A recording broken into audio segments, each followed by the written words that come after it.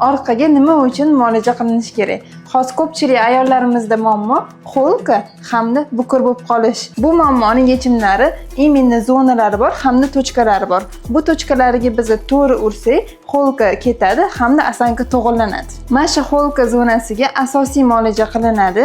Qolgan zonalar bizani xo'lkamizni ham ketkizib beradi hamda osankamizni ham to'g'irlab beradi. Tochkalariga urilsa.